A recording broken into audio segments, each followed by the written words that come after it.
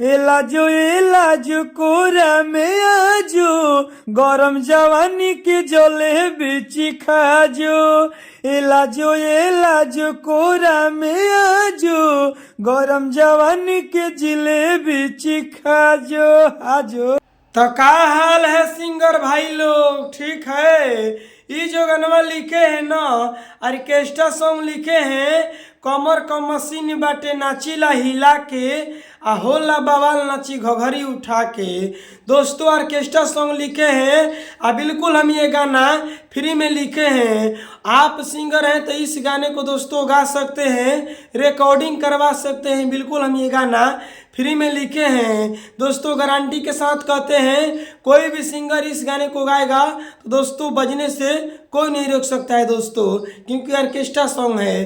तो चलिए विशेष नहीं बोलेंगे, थोड़ा मेरा तबीयत ठीक नहीं है, आवाज़ बैठा है, तो कंप्रोमाइज आप कर लीजिएगा। गायकी में थोड़ा देख लीजिएगा, आवाज़ थोड़ा वैसा नहीं है जैसा पहले आते थे, ठीक है ना? तो चलिए अब गाना को स्टार्ट कर रहे हैं। पूरा वीडियो को फुल देखिए। चैनल पर नए हैं तो सब्सक्राइब कर दीजिए, लाइक कर दीजिए, और मेरा नाम जान लीजिए, मेरा नाम है राइटर राजा सिंघानिया। तो चलिए पहले गाना को स्टार्ट करते हैं। स्क्रीन पर देखिए, लेट्स गो। चलिए दोस्तों ये मुखड़ा है, हम मुखड़ा को गा रहे हैं। पहले लड़की बोलती है, ओकरा बाद में लड़का बोलता है। तो पहले लड़की बोलती है, कमर का मशीन बटे नचिला हिला के, होला बवाल नची घोघरी उठा के।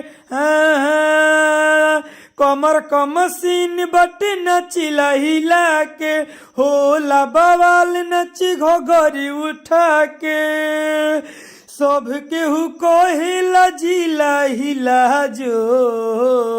तो लड़का बोलता है, ए लाजो कोरा में आजो गरम जवानी के जलेबी चिखाजो। ए लाजो कोरा में आजो गरम जवानी के जिलेबी चिखाजो आजो।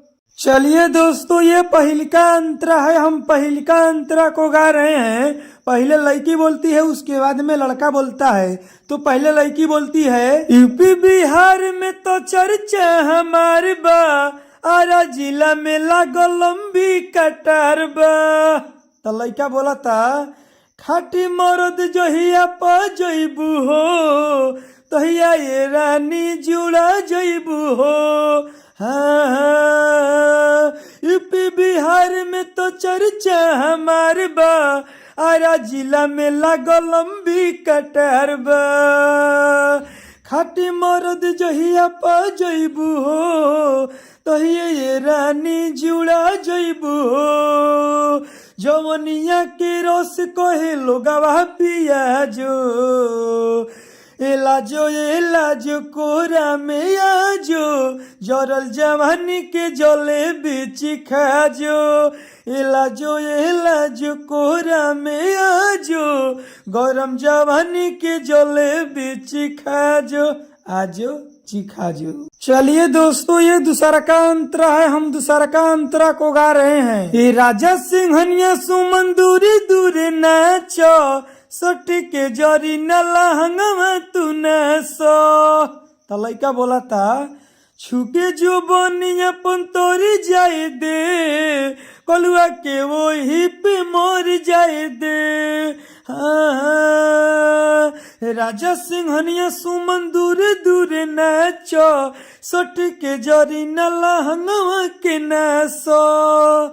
छुके जो बनी अपन तोर जाए दे, कलुआ के वो ही पे मोर जाए दे। परदीपी यादो को है गर्दा उड़ा जो, परदीपी यादो को है गर्दा उड़ा जो।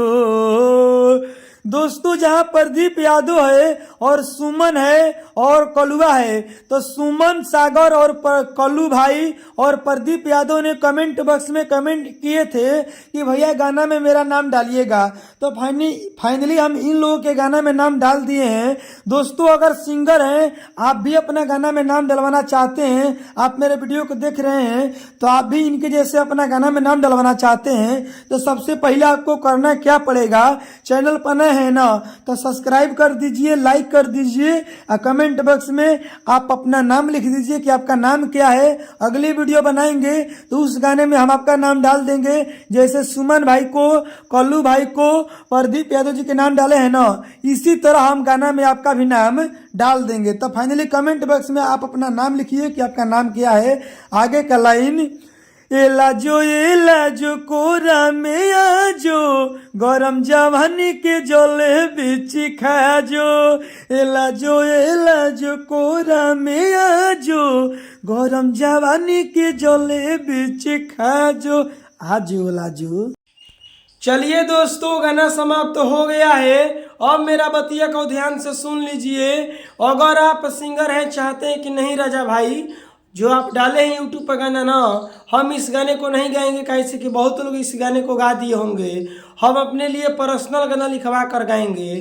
तो दोस्तों, आपका मन में ये सवाल चल रहा है या आप पर्सनल गाना लिखवाना चाहते हैं, स्क्रीन पर देखिए मोबाइल नंबर है, कॉल करके हमसे बात करिए, हम आपको पर्सनल गाना लिख कर दे देंगे। इनसे बढ़िया, इनसे बेस्ट। तो दोस्तों, देर किस बात की, स्क्रीन पर मोबाइल नंबर है, कॉल करके हमसे बात करिए। By by, love you.